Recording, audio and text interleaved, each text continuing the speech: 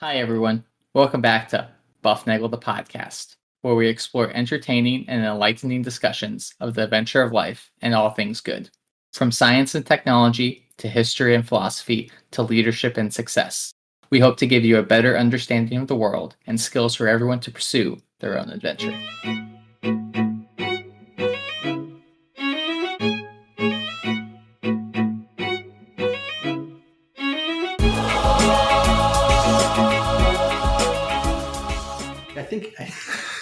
I really think you need snacks. You need to have snacks in the new studio. That's right. I need snacks. I need more than just a drink of water.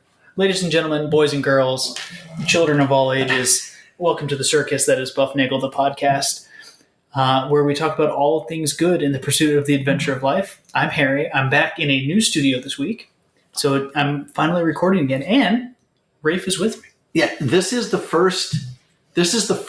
I guess the inaugural recording in the new. Where are we? Can we just call it the North Carolina, the new Bufnagle North Carolina studios? Let's just call it that. And so we are in the new studio, and I was lamenting the fact that there were not as many snacks as I would like, but we do. The snacks are further away. They there, but we do have wonderful reverse osmosis, fantastic water that we installed today.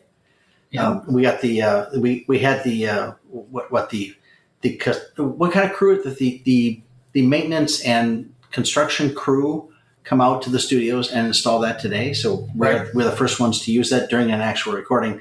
But the important thing about this recording is that everybody needs to know that we do have the world's greatest listeners, and because of they're the most foolish. Because of them, we are a global top 10% podcast, and we are greatly appreciative of all they do for us. And remember, you can always reach us at bufnagle@bufnagle.com. Hit the 5-star, the 5-star rating. Give us lots of likes, smiley stars. Subscribe or follow. Tell your friends to listen. Remember, you tell your friend to listen, and you will get a free episode. And if we get great reviews, we all get cookies here, and maybe we'll get better snacks. So that's what we are. So. Yeah, snacks in the studio, maybe like a little mini fridge. We should do an episode with all they hear just is the chip packages tearing open and that sort of thing. So it is springtime here now as we record. Yes. And my memories of spring, at least like through middle school and high school, was playing a lot of tennis in the spring and just clamoring for the advent of summer, because summer meant that school was over, which was great. But we did a thing a lot of times in the summer. We went to summer school. Did you ever do summer school? I always consider summer school to be I received 3 Fs and now I must make them up. Well, that was my perception of summer school. Well, that was always the thing. And I always saw that on like every pop culture reference to summer school seems to be in that of that nature, is that you did something wrong. You didn't pass the courses you needed to pass. You got to get your act together and go to summer school. But that wasn't how summer school was when I was a kid. It was, and I don't know if this was a new thing that was done in the early 70s, but in Hartford, Wisconsin, at Joint School District Number 1 or whatever we were called, it was called Joint School. I don't know what we were joint with, but we were, and there were no form a union. Yes, yeah. So we had summer school, and they instituted this summer school when I was a young child in elementary school. That it was like day camp, but there was a lot of day camp, and I had no idea what it cost. Because I was a kid and I had no idea but we had. My memory is a lot of summer school, and the reason I remember a lot of summer school is there was one course I took that rotated annually. Like there was one version of the course one year, and in year A there was one topic, and in year B there was another topic, and year C was another topic, and I took all 3 of those courses that year. So it would have been at least like 3rd, 4th, 5th grade, or 3rd, 4th, 5th, 6th grade, something like that. And that was one of the courses, and there were 2 elementary schools in Hartford, two public elementary schools, one on the north side of town, that was Rossman, and one on the south side of town, which was Lincoln. Originally, there was Lincoln and Washington, because it's Lincoln, right?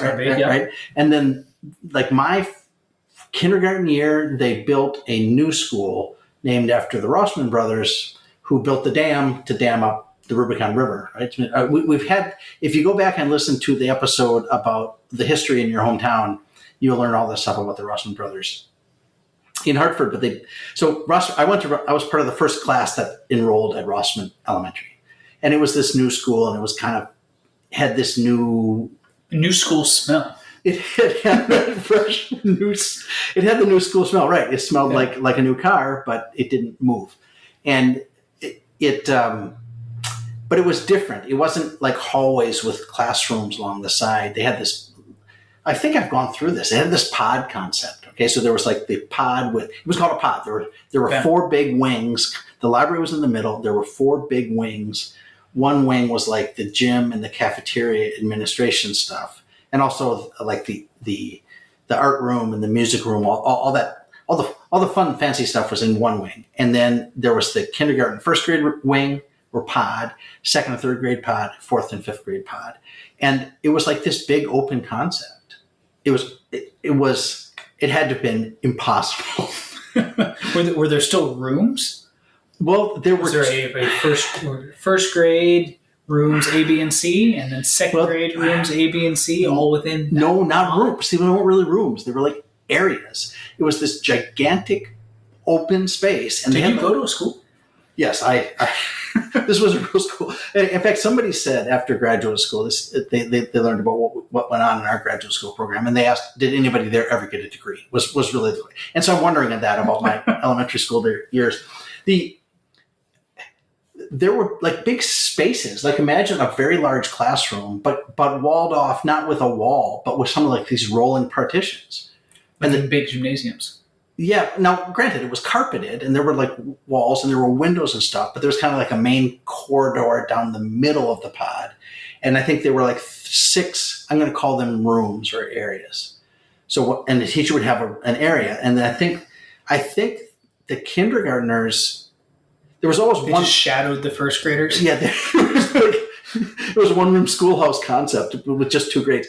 The kindergarten, but okay, so there were 6 areas, but the distal areas were up like it seems to me that they were up 3 or 4 steps, kind of like a distance up, and they actually had rooms like doors on them. But there was like a one of these walls that you could like fold out, like in a gym, like you split the gym into little areas. Right. There were walls that and occasionally would fold those out. I don't remember exactly why they would do that, but I think that was where kindergarten was, and the first grade was one of those. And each teacher had a different little section. But anyway, that was Rossman Elementary School. I have no idea how we learned that. And we went from that to Central Middle School, which was the old high school, which was hallways and rooms. Mm-hmm. And by that time, summer school was no longer it was what you talked about. You only went to summer school if you had to. Until you got to high school, and then you went to summer school if you thought it would help you later on. So when I got to high school, I took health and typing. Oh, see, the only things that I ever took in high school were lots of track workouts, sprint workouts, push-up workouts, workouts, 2-a-day football practices, and 200-yard bear crawls on a 100-degree rubber degree track. You guys came off the track with blisters and burns. So for the listeners who don't know, I did high school football, played high school football. And one of the workouts that we did, it was either one summer or I think it was during the middle of the summer.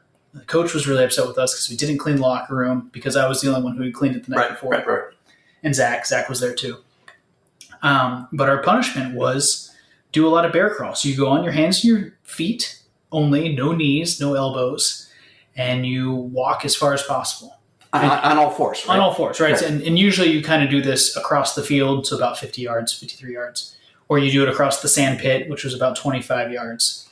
But for this particular workout, the coach wanted to do, I think, a 1/4 mile bear crawl. And the easiest way to measure a 1/4 mile is on the track. Except the track was a scorching 105-degree Tennessee summer. It was a summer, but and it's a rubberized track. It was rubberized black asphalt kind of stuff, right? So it's got great. It's like sandpaper. Yep. It's like really low grit, like 60 grit sandpaper, and you are on your hand, and it's it's the temperature of a frying pan. Yep. And you are on your hands and your feet, and within 100 yards. Oh, easy. Probably within 50 yards. Every single guy had. I had one blister, the entire palm of my hand. Just one blister. Right. And then the next part of the workout was, well, go catch passes. And there were guys also in the weight room trying to do bench press, and they're like, I can't hold the bar. Right, because people were just physically, their hands were just their hands were literally bleeding. I think that was my summer school experience. And I talked to your coach after that, and he said, I just made a mistake. That was it. It was like I shouldn't have made them do that on the track. I should have made them on the grass back for a quarter mile on the length of the football field. So, all right. But that was okay. This summer school though that I did in elementary school, there were no, like I remember band. I had band class 2 years or so it had to have been like 5th grade, 6th grade time frame. I took a class in rocketry. We built model rockets, and we learned about Robert Goddard. I mean, it was great stuff. We did. But the thing that sticks out in my mind, because of how much I learned in this class, was, I'll call it Don Friedman's nature study class. I think it was just called nature study. So you went out and took a nap in the woods? No, we learned all sorts of stuff. Like 1 year, it was all like insects and like salamanders and stuff like that. And then 1 year it was all birds, and 1 year it was plants. And I remember we learned all about meteorology. We learned how to read weather maps with cold fronts and hot fronts and low pressure systems and high pressure systems and cumulonimbus and cumulostratus and cirrostratus and all those kinds of. We learned, like, the only time I've ever learned meteorology was when I got my pilot's license. Yep. And that was a piece of cake because I took Don Friedman's nature study class. Now, Don Friedman was a history teacher in the high school. I think he taught history. And then for some reason, he taught nature study in summer school. And I thought it was like the greatest class. I think everybody should take that class. We learned all the trees, all the hardwood trees and all the softwood trees in Wisconsin, like 150 of them we had to know. And all the animals that you would see and all the I knew like 120 different species of insects. And we learned fish and birds and it was fun. We learned glacial geology. We learned all about the Kettle Moraine area in Wisconsin in this optional class in the summer in Wisconsin in the morning. I think your parents just wanted to get rid of you. But isn't that what daycare is for, or day camp is for kids? Where yes, pretty much. You took some basketball camps. I remember that. Yeah. Or like in middle school and in high school. Like we even had at my office, they had a gym at the office, and they had basketball camp there. And people from all over the company would send their kids there. They, that way they get to ride in with them in the morning, and we'd go check. And you guys would bring your own lunch, and you're good to go. So, but that's what it was. But I learned all this stuff, and sometimes I have like there were like 3 or 4 sessions, probably like 9 to 10, 10 to 11, 11 to 12, something like that. And I remember sometimes I had a gap between remember some of the years I would have a gap between the first and the third period, and just go to the library and read whatever. I mean, it was an awesome. It was air conditioned. It was quiet. I read all sorts of. I think I read a lot of the Ripley's Believe It or Not books. So, but that was like up to 5th grade. It was just incredible. Don Friedman. Ask Brian. He learned a lot of stuff in Don Friedman's nature study class, and that probably took me to 5th or 6th grade. And then, like in high school, I took typing class and health, and then in college, though. I had 3 summers in college, right? The first summer I worked at the nursery, not the make, babies stop crying nursery, but it was the nursery where you do trees and stuff. And I learned how to cut sod. Yep. All right. And how to roll sod and lay sod. And like when you go and you buy a tree that the root ball is wrapped in burlap. Yep. I know how to do that. I mean, we had to do that. We dug the tree. You learn not to take the new tree down the highway at 50 miles an hour?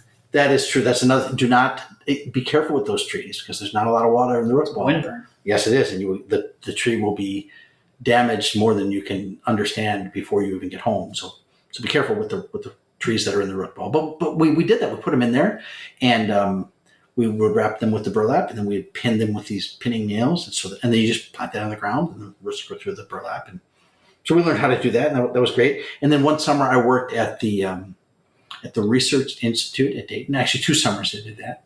And then one summer I took a summer school class in college. I took marine biology, which was like glorified Don Friedman's nature study class. It was well, marine biology at the University of Dayton sounds like your excuse because there was probably a girl involved. Well, I would love to say that there was. I have to say I don't think there was. I'm pretty sure that there was. That doesn't mean there weren't girls involved, but I didn't take the course because there were girls involved. Okay. So it was a 3-week, 1-credit course in the summer, and it was 3 weeks, 24/7. I mean, we were on from the first, 8:00 on that Monday.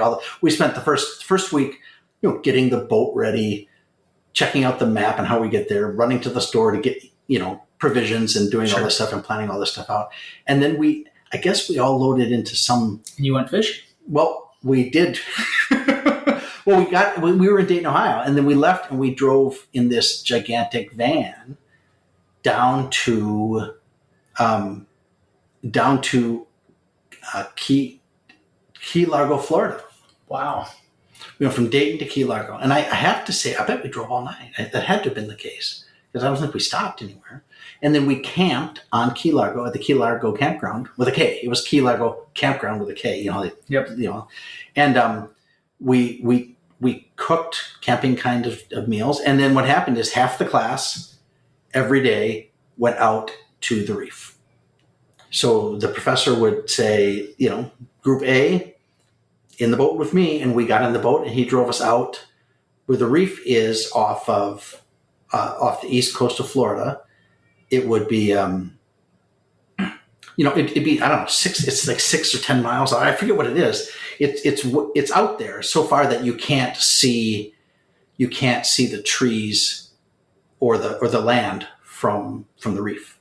Oh, wow. And there are times at low tide that the little bits of the reef you can just see a little bit of stuff coming in. But if you were on a boat, if you were a Columbus kind of guy or a Magellan kind of guy, you would run around there on that reef. And we got out there and we had our, not our scuba gear, but we had our snorkel gear, and he cut the engine and he dropped an anchor because we didn't roll anywhere. And then he just sat back, put his hand over his eyes and said, "Tell me what you find."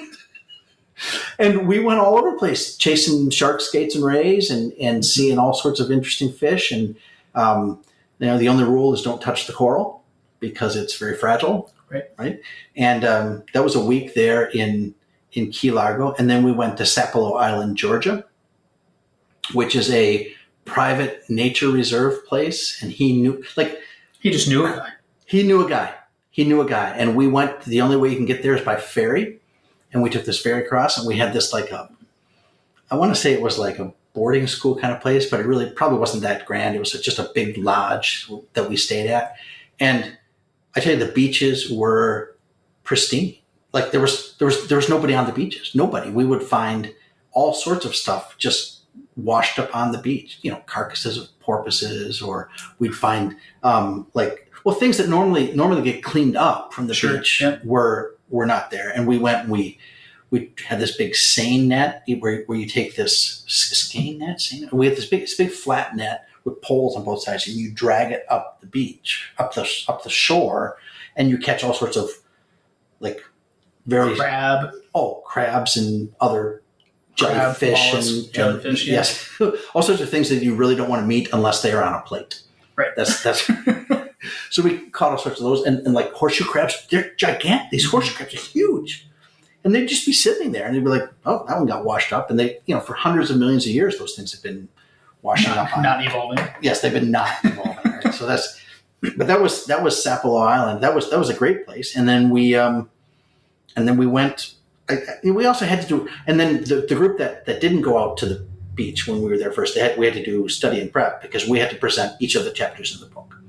So everybody would have to, and I remember I did either the first or second chapter, which was great because you just coast the rest of the time. Well, yes, you do the first or second chapter, and then some people had very complicated things.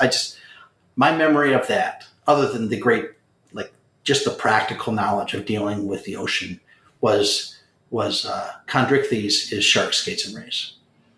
Right, that's kind of like ungulates.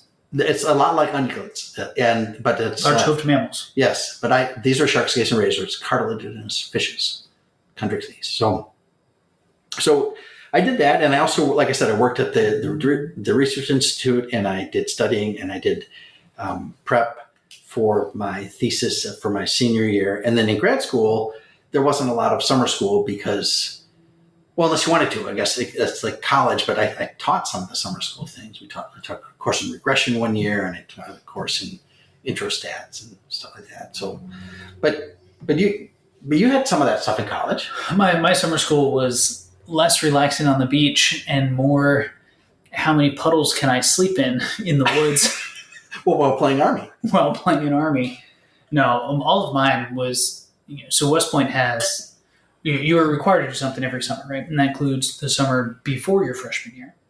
Oh, right. So you do your 6 weeks of beast barracks. So you're more or less basic training for West Pointers. Do that for 6 weeks, which is running around in the woods and learning how to be in the Army, which is great. And then the second summer I did what did I do? I'm having trouble remembering. I did another. Were you rappelled on the rock wall? No, it was part of the beast barracks stuff the first year. I did, so my second summer, I did, what's it called? Your yuck summer. It's just more additional Army. Summer training. It's just Army cadet summer training is what it is. Yeah. And then I also I was part of a small team that was the OP4, so the opposition force for all of the upperclassmen doing their training. So it's the scout team. It's the scout team. It's a scout team. I got to freely run in the woods without any repercussions, making everybody else's lives really miserable. It is which was a lot of fun. Yeah. It was scout team. My third summer, I did. I was then on the other side of the scout team. I was first team, I guess, doing more small unit tactics. You do a lot of, here's your basic infantry tactics and small unit leadership types of things, because West Point trains you to be a leader in the Army. And a lot of that boils down to, can you lead troops in combat, ideally, right? Even though not every single job in the Army is that. Right. And then I forget what else I did that summer. And then my senior year, I did a couple of other like shadow type things, shadow lieutenants. These are like real Army guys. Real Army guys. You go out to a unit, got to fly around with helicopter guys. I didn't fly anything. You flew in the big ones, the Hueys, right? No, those are tiny. The Chinooks. Oh, the Chinook. I'm sorry. Yes, that's the one I was thinking of. Yeah, so I did all that. And that was it. I kind of just did Army things a whole bunch. And then that one, but you also got a week that one time, right? How did you get that week? Did you get? That was my going into my senior year. So I pretty much did. I requested a lot of time off. Yeah, because all of my other previous requirements had been fulfilled the year prior, so I was able to have a lot more time off, and part of that was turned into adventuring with Rafe. Rafe Scouts. Yeah. And we biked from Buffalo, New York to Albany, New York in 6 days. 6 days. Yeah, I think it was 360 miles in 6 days or so along the. We've pretty much followed the course of the Erie Canal Trail, which goes. Well, which was great until you really couldn't follow the canal. Yeah, we had. So there every year the state of New York puts on this thing where they have This started probably 50 years ago. They started having a thing called like the Great Bicycle Ride Across Iowa was one of the first ones to do it. And they ride the length of the state. And they do the same thing in New York, and they go from Buffalo to Albany. But they do it as a big ride. So there's, I don't know, hundreds of people there, and they do it, and they all follow the same trail. And there's several big trucks that take all your equipment with you, so you don't have to do that. But we didn't do that. Taco trucks and pizza trucks and barbecue trucks probably along the way. Yeah, there was a lot. We just roughed it. No, we didn't rough it that much. I mean, we stayed at hotels and stuff, but it was, there were little motels you'd find in the towns along the way, along the Erie Canal, and then along the other canalways that get you from Buffalo to Albany. And there are places. I need to pause you there, because have we told the story of Pizza Jesus? We haven't told the story of Pizza Jesus, but that's part of the thing was Pizza Jesus and what did we call the other lady? The other lady, there was this other lady who was she was just Trail Angel, wasn't she? Yeah. Okay, so with Pizza Jesus was like part of the strategy when we were writing this thing, because I'd never ridden that route before. We had some reasonably cryptic maps, and we weren't really certain where we were going. Well, and right? you can also follow the canal itself, which is usually the tugboat, the tow line, the towpath, towpath for the boats. So when you're going through the canal, there's the canal, which is really deep water. Yep. And then on the sides is the towpath, where they would physically tow the boat with a horse, with a horse, and then drag it up the canal. So there's a carved out trail there, and you would follow that path until you got to the cities, right? Like Lockport and Spencerport and Brockport and all these other ports that are along the canal. And when we would do that, we'd go into town to get food, right? That's what we would, right? So we were going through this. And I forget exactly what it was, but part of the issue was we had a lot of miles to go, and I was on the tandem with your sister. Yep. And you were by yourself on the bike. And it was, she was very little at the time. She was like 14, 13. I mean, she was not a real heavy duty biker. Maybe 15. Maybe 15, yeah. So, and a tandem is a heavy bike. And so you kind of had the role of scout. Yes. Okay. So, and we were looking for a place, and the trick was you don't want to stop at a place for lunch and find out that another 150 yards down the road was an awesome place for lunch that you now couldn't take part in because you had already. But you don't want to go too far, and you don't want to have to backtrack. Right. So we were. I forget exactly the nature of it, but I remember we had stopped at this one place, and the trail kind of went behind us, and we were talking like. It looks like there's a place down there on the left, down on that. And it was just before the Google Map thing, right? We didn't have any of that. And I said, I was like, Harry, you should ride down there and see what that is down there on the left. Either that, or we can go up here to the right and we can look at that place, which might be good. And I forget exactly what the scenario was, but either we were discussing it or you had just come back and somebody came up behind us on a bike, and we said something like, "Are you looking for a place for lunch?" And we said, "Yeah." And he goes, "Up here on the right, about 150 yards, great pizza joint." We were like, "Awesome." And I turned back to you to tell you that. And this guy just disappeared. He just vanished. He vanished. Pizza Jesus told us to go to the pizza shop, and it was the best pizza for the whole. And we had a lot of pizza because that's what we were doing. Because when you would go on Rafe Scouts, we ate a lot of pizza.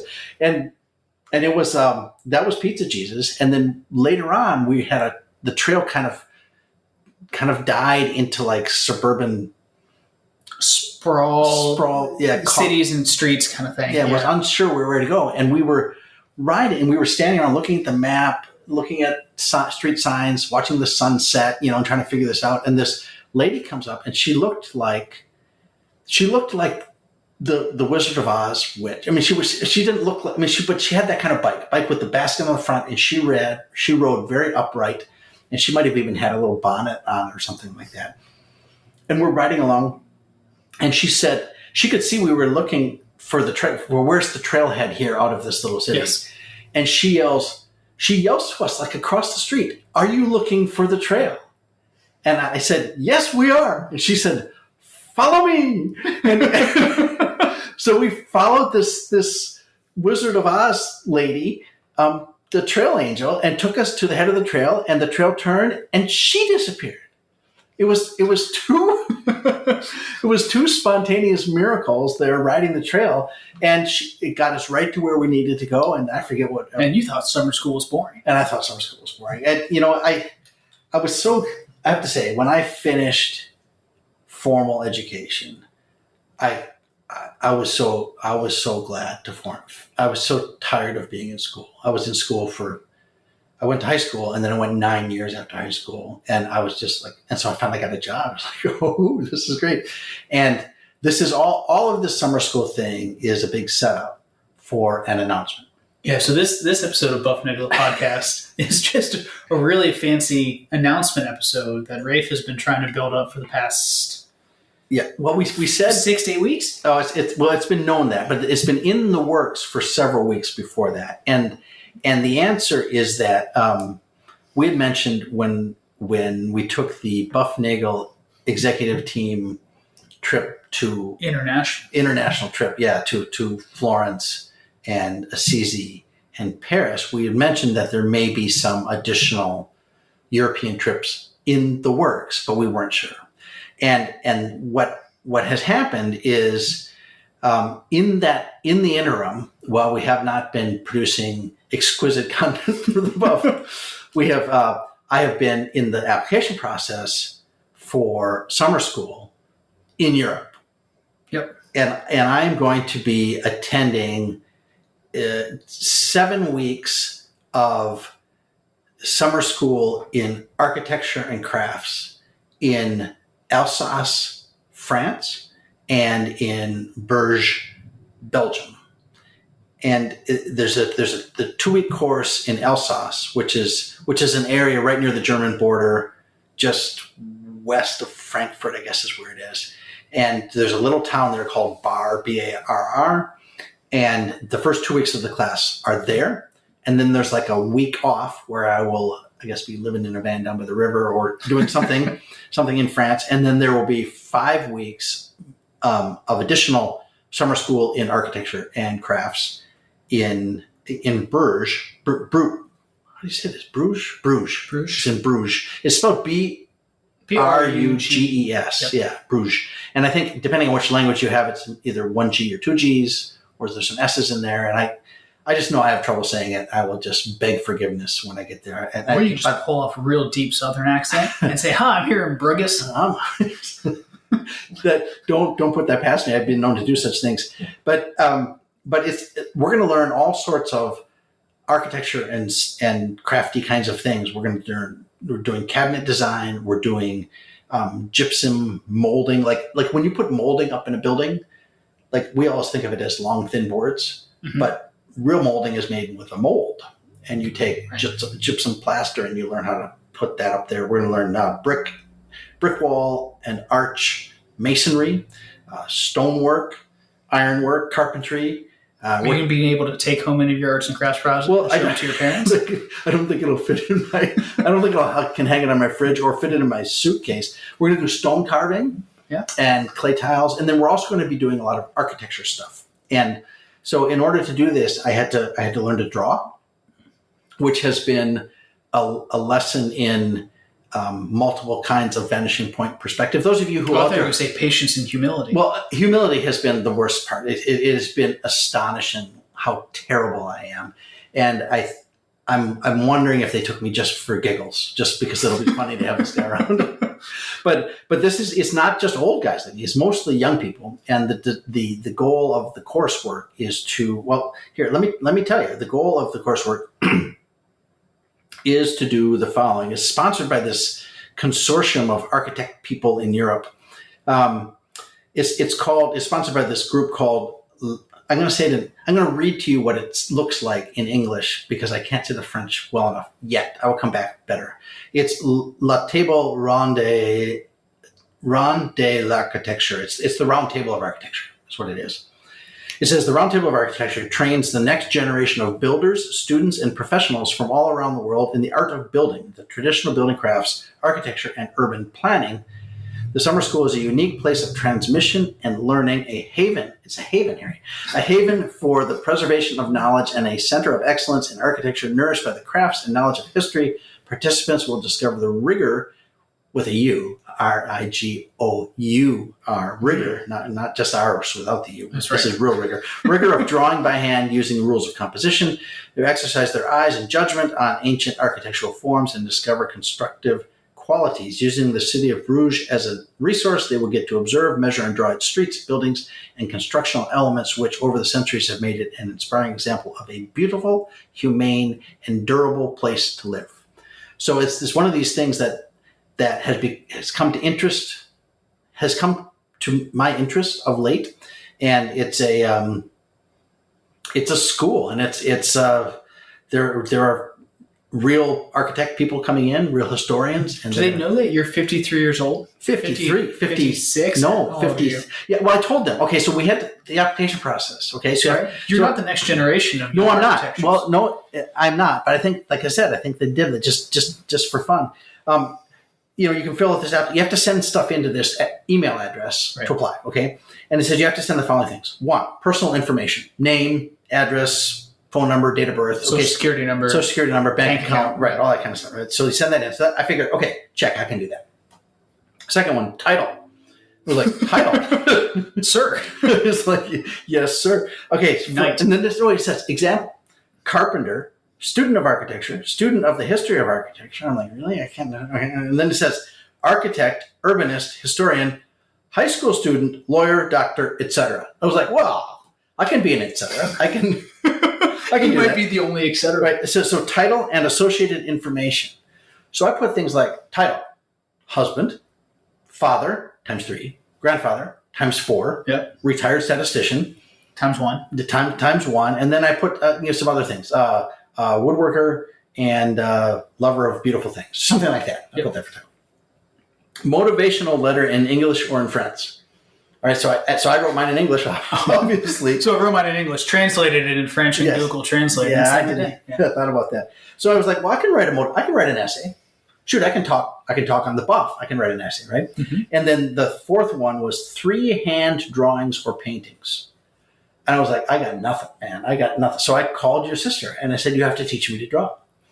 And she critiqued me. So I watched a lot of videos on how to draw, what to do, how to do perspective, all this stuff. And I was able to cobble together 3 drawings. One, okay, so back in my grade school, in shop class in 6th grade, we just copied your old photo? No, we had a semester of technical drawing. Okay. And I figured I could do technical drawing. So I drew up some plans for a thing for my workshop, a rolling cart with pull-out drawers for my toolboxes. And then in proper 2-point perspective, I drew a call out of one of the drawers in perspective, which is a wonderful thing. If you get a chance, it's not that hard until you try to do it, and then it gets. But I did it, and Harry did a pretty good job. So I did that for one technical drawing, and then I did a lot of drawings around my house of trying to get how to do like perspective. The toaster. Well, I did. Okay, so it wasn't the toaster. It was your mother keeps a box of Kleenex on one of the counters, okay, and it has the tissues. It's the pop-up tissues. So it's a flaming toaster. Well, so it looked like when I drew it, okay, I drew the thing because I want to practice drawing the drawer faces and get the shadows right. There's a lot. I learned this. A lot about drawing is shadows. Yes. Right, and show where the light is, and so the only thing on the counter that day when I was drawing was the box of tissues with the tissues coming out the top, and if I would have told you it was a toaster with flames coming out of the top, you would have believed that too. So I did, but I didn't send that one in. I did another perspective of one that hallway between the kitchen and the study back there. I drew. There's an arch and there's some wainscoting in down that hallway, and I was able to do some perspective there and get some drawer fronts in that and some other pieces. So I did that, and then I went downtown and I sketched some classical looking buildings, a condo front. I tried to draw them, get the shading right and get the bricks right. And that looked architecture-y to me. So I did that. Okay. So those are my 3 drawings. And then the last thing is, it says this to me, this is how applications should be, right? It says, you can also add to this application any piece of writing that you feel is relevant, a poem, an opinion piece, an essay on architecture, etc. Or craft work. Or send in a podcast episode. Or I thought about that, but we didn't have one at the time. But so craft work related to the stuff. So I've done a lot of architectural stuff in my Lego building stuff. Yes. Right. And in my woodworking stuff. So I sent in a picture of that table, the kitchen table that I made, and my study desk, which I refinished last Christmas, and some of the buildings I've done architecturally for Lego things, and one of them actually is in a magazine article. So I sent in the copy of that magazine article. Yeah. And they accepted me for both of the pieces of the class, for which I am eternally grateful and hoping to be able to, what do they say, to pull my share when it comes to class time coming up in July and August. So the point of this is that I'm going to summer school and I'm excited about it. And the buff will go on, but we're not exactly sure of the nature of that yet. So if you have ideas, send them in. Yeah. So if you are interested in doing a guest version with Harry, let us know. If otherwise, you want Harry to go solo, we might make Harry go solo. That hasn't happened before. Yeah, we could do that sort of thing. There's a lot. Who knows what's going to happen? But we will keep on going, pursuing the good and all those things, and that's the kind of thing we're going to do. And that's what my summer school, my reintroduction to summer school will look like. Yeah, and I think my introduction to summer school will be relearning how to enter a new job. That's right. So that'll be fun. That's coming in 3 weeks, right? In 2 weeks, it's even closer. 2 weeks. You're going to have to learn to not salute your boss. That's right. That's right. So, yeah. All right. So that's the story, and that's what's coming up. Yeah, and so Rafe is going to go do good things this summer. And as a reminder, we encourage everybody to seek the good, live virtuously, and flourish, and enjoy the adventure of life.